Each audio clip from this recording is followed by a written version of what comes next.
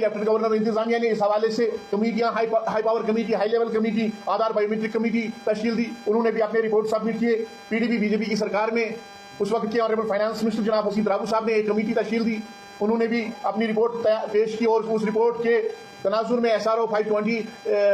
बनाया गया और उसमें हमारे साथ वादा किया गया कि 74 ये 7th पे कमीशन इंप्लीमेंट करने के बाद इसमें तरामीम किए जाएंगे और तमाम मराहत यहाँ के डेली वेजेस, कैजुअल लेबर्स को दिए जाएंगे। उसके बाद जो 5 अगस्त 2019 के बाद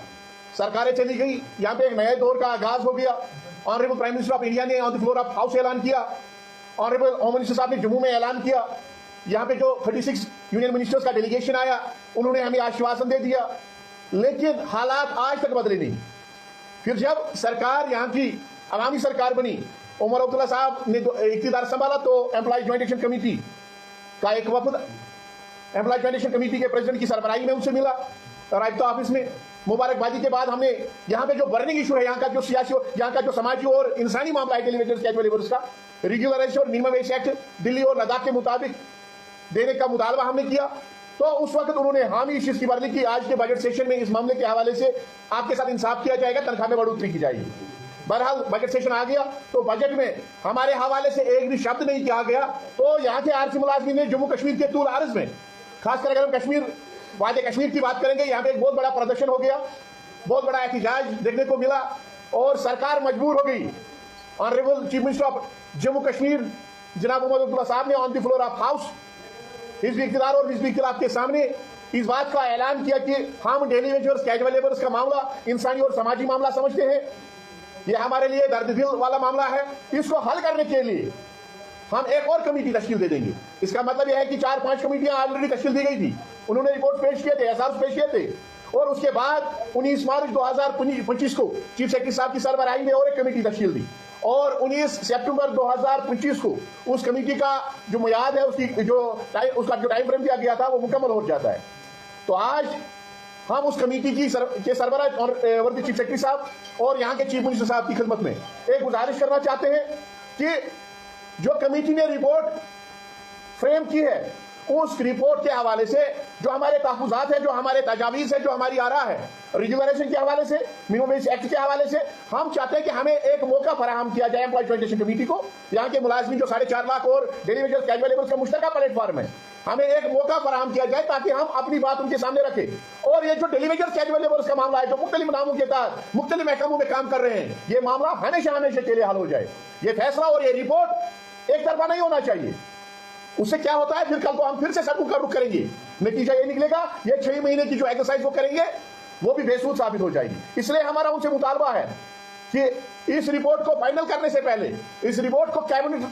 तक की अप्रूवल देने से पहले यहाँ के मुलाजिम नुमाइंदों को मदऊ किया जाए, उनके साथ उनकी जो तहफुजात है, उनके जो खदशात है, जो हमारी पेश तजावीज़ है, उस हवाले से सोचा जाए। और दूसरी बात, जो आज तक रिपोर्ट सबमिट किए हैं, चाहे वो काबीना सब कमेटी ने सबमिट किया, चाहे वो यहाँ के हाई पावर कमेटी ने सबमिट किया, चाहे वो आधार बायोमेट्रिक कमेटी ने सबमिट किया, चाहे वो पॉलिटिशियंस के मेन स्ट्रीम पॉलिटिशियंस के दौर में वो कमेटियां बनी, चाहे वो गवर्नर और लेफ्टिनेंट गवर्नर इंतजामिया के दौर में कमेटियां बनाई, उन कमेटियों ने जो रिपोर्ट पेश किए, जो SROs पेश किए, उनका मुताला करने के बाद, उनको स्टडी करने के बाद हमने उनका जब जायजा लिया तो हम चाहते हैं उसको मद्देनजर रखते हुए सरकार और यहाँ की जो कमेटी डेली वेजेस के हवाले से बनाई गई, उनकी खिदमत में कुछ गुजारिशात करना चाहेंगे। हम रेगुलराइजेशन यहाँ के तमाम जितने भी आरजी मुलाजमीन है मुख्तलिफ महकमों में, जिनको पुराने रिपोर्ट्स में नहीं लाया गया है, चाहे वो सीजनल है, HDF है, लैंड ओनर है, IT वर्कर है, चाहे वो कंपाइल, जितने भी यहाँ पे कैटेगरीज है, एजुकेशन वॉलंटियर्स है, CP वर्कर्स है, कंटेंजेंट पेड वर्कर्स है, लैंड ओनर्स है, IT वर्कर्स, जितने भी यहाँ पे हैं, उन सबको इस दायरे में लाया जाए ताकि इन सब का मामला हमेशा के लिए हल हो जाए। हम सब ने अपनी जिंदगियों का प्राइम टाइम दे दिया है, 20 साल, 25 साल, 30 साल हमने यहाँ की सरकार की खिदमत में, यहाँ की आवाम की खिदमत में दी है। हमने चाहते हैं एक बार फिर हम रिपोर्ट सबमिट करने के बाद सड़कों का रुख करें। हमारी गुजारिशात है कि उन रिपोर्ट्स में एक तो सरकार ने रेट कम दे दी, जब माहाना तनख्वाह उनको देनी थी, चाहे उस वक्त सरकार ने मिनिमम वेज रेट क्या मुकर्रर की थी, तो उस रेट को नहीं दिया गया, उसे कम रेट दी गई, उससे कम उजरत दी गई। एक तो ये, और दूसरी बात, तनख्वाह महीनों साल में 2 बार दी जाती, होली दिवाली पे, जब छोटी ईद और बड़ी ईद उल अज़हा पे दी जाती थी। 10 महीने काम लिया जाता था लेकिन तनख्वाह नहीं दी जाती थी। और हमने देखा जब SRO 64 के तहत या SRO 520 के तहत फाइल्स दी गई, प्रोसेस किया गया रेगुलराइजेशन के लिए, उस वक्त खाली उन मंथ्स को कंसीडर किया गया जो यहाँ के आरजी मुलाजमीन ने जिनकी पेमेंट हुई थी। जो लोगों ने काम नहीं किया, जो लोगों ने काम किया था उसके बाद एक तो काम लिया गया, ऊपर से तनख्वाह नहीं दी गई। और जब उसको रिग्युलराइजेशन की, उस बंदे को रिग्युलराइजेशन की बात आई तो उसको खाली पेमेंट मंथ्स की को कंसीडर किया गया लेंथ ऑफ सर्विस में। तो हमारा मुतालबा होगा जब सीवी स्टेटमेंट और टीवी स्टेटमेंट उस वक्त हमारी जो लेंथ ऑफ सर्विस वो वर्किंग कंसीडर की जाए। और दूसरी बात, जो हमारी बकाया जात तनख्वाह है, मुख्तलिफ महकमों की मुख्तलिफ महकमों में जो मुख्तलिफ कैटेगरी के तहत काम करने वाले हमारे आरजी मुलाजमीन है,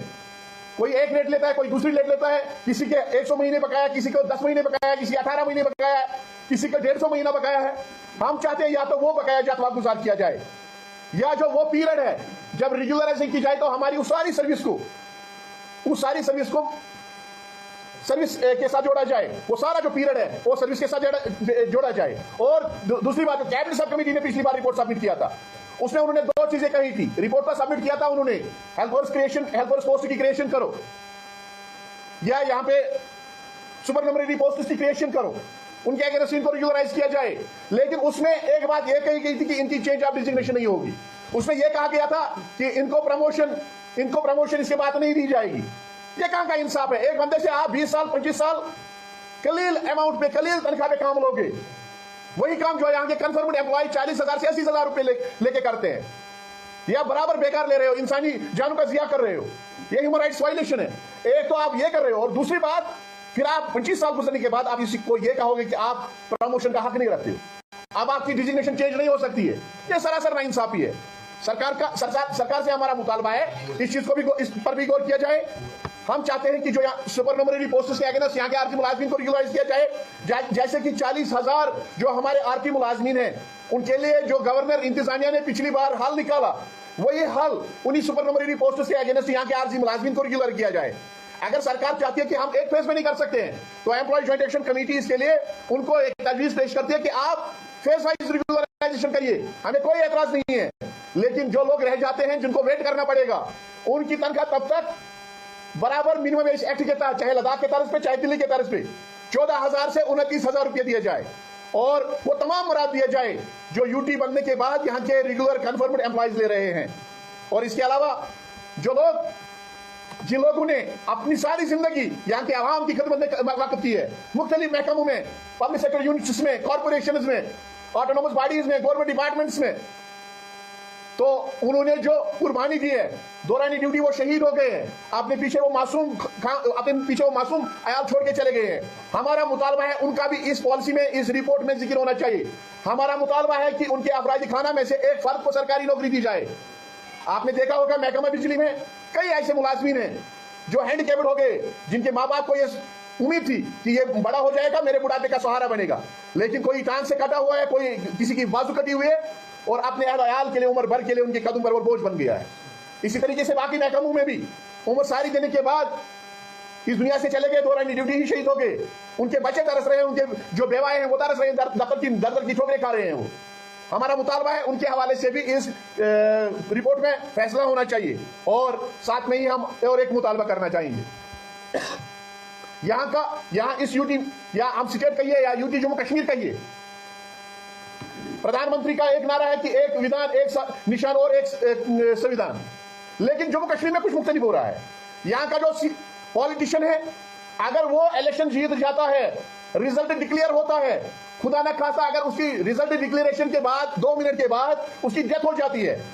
तो वो ओल्ड पेंशन का हक रखता है, उसकी फैमिली वो पेंशन का हक रखता है। लेकिन अफसोस इस बात का है, और उन सो चुके हैं जो ये समझ रहे हैं कि डेली वेजर ने 25 साल सरकार को दे दिए,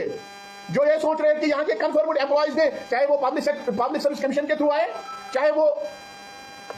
यूनियन पब्लिक सर्विस कमीशन के थ्रू आए, चाहे वो सर्विस सिलेक्शन बोर्ड के थ्रू आए, चाहे वो एज डेली वेजर है, चाहे वो पब्लिक सेक्टर में काम कर रहे हैं, कि ये 25 वर्ष 26 वर्ष 30 वर्ष अपनी सारी जिंदगी, अपनी सारी सोशल लाइफ कुर्बान करके इस डिपार्टमेंट को, इस आवाम को देके ये ओल्ड पेंशन का हक नहीं रखता है। ऐसी सोच पे हम इतना ही कहेंगे, इन्ना लिल्लाहि व इन्ना इलैहि राजिऊन। हमारा उनसे मुतालबा होगा कि जहां सियासतदान रिजल्ट डिक्लेरेशन के बाद उसे अभी कौम के हवाले से एक काम भी नहीं किया होता है, एक कुर्बानी नहीं दी होती है, उसी तर्ज पे यहाँ के आरजी मुलाजमीन के हवाले से जो 1994 से लेके आज तक लगे हैं, उनके हक में भी ओल्ड पेंशन रेस्टोरेशन का ऐलान किया जाए। क्योंकि यहाँ की जो सरकार है, उमर अब्दुल्ला वाली सरकार, इन्होंने खुद इलेक्शन मैनिफेस्टो में इस बात का ऐलान किया था कि हम अपने दौर इख्तियार में रेगुलराइजेशन का ऐलान करेंगे और ओल्ड पेंशन को रेस्टोर करेंगे जैसे बाकी स्टेट्स में हुआ है। हमें पूरी उम्मीद है कि उमर साहब इस बारे में ज़ाती दिलचस्पी ले लेंगे और इस मामले को, जो इंसानी और समाजी मामला है जो उनकी सरकार में 2014 में रह गया था, इसको हमेशा हमेशा के लिए हल किया जाएगा। और चीफ सेक्रेटरी साहब अपना रिपोर्ट सबमिट करने से पहले यहाँ के मुलाजिम नुमाइंदों के साथ वो रिपोर्ट शेयर करेंगे। हमारे खदशात, हमारे तहफ़्फ़ुज़ात को दूर किया जाए। आपने शॉर्ट नोट्स में यहाँ पे तशरीफ लाया, उसके लिए मैं अपनी तंजीम की तरफ से, अपने लोगों की तरफ से दिल के नियात खानों से आपका शुक्रिया अदा करता हूँ। जैसा कि आपको मालूम है कि जम्मू कश्मीर के डेली वेजर्स, कैजुअल लेबर्स का जो मामला है, ये एक इंसानी और समाजी मामला है। इस मामले के हवाले से यहाँ पे 1994 के बाद जितनी भी सरकारें आई, उन सरकारों ने कमेटियाँ, कमीशन तश्कील दे दिए इनकी रेगुलराइजेशन के हवाले से, इनकी मुस्तकिली के हवाले से। 27 फरवरी 2009 को उमर अब्दुल्ला साहब की सरबराही में जो सरकार चल रही थी, एनसी और कांग्रेस की कोलिशन सरकार चल रही थी, उन्होंने भी एक कैबिनेट सब कमेटी उस वक्त के फाइनेंस मिनिस्टर साहब की। तो ये वीडियो क्लिप आपने देखा। यहाँ पर अगर हम बात करेंगे हमारी जम्मू एंड कश्मीर के जितने भी डेली वेजर्स हैं, इनको आज से 6 मंथ पहले बताया गया था कि हम आफ्टर 6 मंथ्स आपका ये जो डाटा है वो उसके ऊपर हम नज़र डाल रहे हैं, यानी कि उसको हम कलेक्ट करेंगे और उसको कलेक्ट करने के बाद हम देखेंगे कि कितना आपका नंबर है हमारी जम्मू एंड कश्मीर में इन डेली वेजर्स भाई बहनों का। तो उसके बाद यहाँ पर ये सीएम साहब ने ये ऐलान किया। तो उसके बाद यहाँ पर आफ्टर 6 मंथ्स जो कंप्लीट हो चुके हैं, तो अभी कोई भी नया अपडेट, कोई भी मतलब ऐसा डिसीजन नहीं लिया गया है हमारे जम्मू एंड कश्मीर के जितने भी डेली वेजर्स हैं इनके लिए। तो यहाँ पर ये जो अब सवाल उठ रहा है सीएम सरकार के, जो हमारे सीएम साहब हैं उमर अब्दुल्ला साहब, इसके ऊपर अब सवाल उठ रहे हैं कि अगर हमारे सीएम साहब ने हमें 6 मंथ पहले बताया कि हमें थोड़ा सा वक्त चाहिए कि हम देखेंगे, इस वक्त में हम देखेंगे कि कितना हमारे डेली वेजर्स भाई बहनों का नंबर है, इसको हम कलेक्ट करेंगे और उसी प्रकार से जैसे ही हमारे पास डाटा आएगा हम एक रोड मैप तैयार करेंगे और उसी प्रकार से हम जितने भी जम्मू एंड कश्मीर के डेली वेजर्स भाई बहन हैं इनको हम मतलब इनके लिए कुछ ना कुछ करेंगे। लेकिन 6 महीने गुजरने के बावजूद भी अभी भी ऐसा कुछ भी देखने को नहीं मिल रहा है। तो यहाँ पर मैं अपनी सरकार से रिक्वेस्ट करता हूँ कि जितने भी हमारे जम्मू एंड कश्मीर के डेली वेजर्स भाई बहनें हैं, चाहे आशा वर्कर्स हो, आंगनवाड़ी वर्कर्स हो, आयाज हेल्पर्स हो, या कोई भी डिपार्टमेंट हो, PH डिपार्टमेंट, जंगलात, खेल, जितने भी डिपार्टमेंट्स हैं हमारे जम्मू एंड कश्मीर में, तो उनके लिए यहाँ पर मैं बताना चाहता हूँ कि 6 मंथ्स का आपने टाइम लिया है, तो इनके लिए कुछ ना कुछ नया होना चाहिए था। आफ्टर 6 मंथ्स तो कुछ नया डिसीजन आपने लेना था, तो लेकिन अभी ऐसा कुछ भी देखने को नहीं मिल रहा है। तो यहाँ पर लोग, ये जो डेली वेजर्स भाई बहन है, लगातार प्रदर्शन करते जा रहे हैं और यही डिमांड है सीएम साहब से। वो यही कह रहे हैं, जो करंट सरकार है हमारे जम्मू एंड कश्मीर की, उनसे यही मुतालबा कर रहे हैं कि अगर आपने 6 मंथ्स का टाइम मांगा है तो अब 6 मंथ्स कंप्लीट होने के बावजूद भी हमारी सरकार ने हमारे साथ कुछ अच्छा नहीं किया है। तो यहाँ पर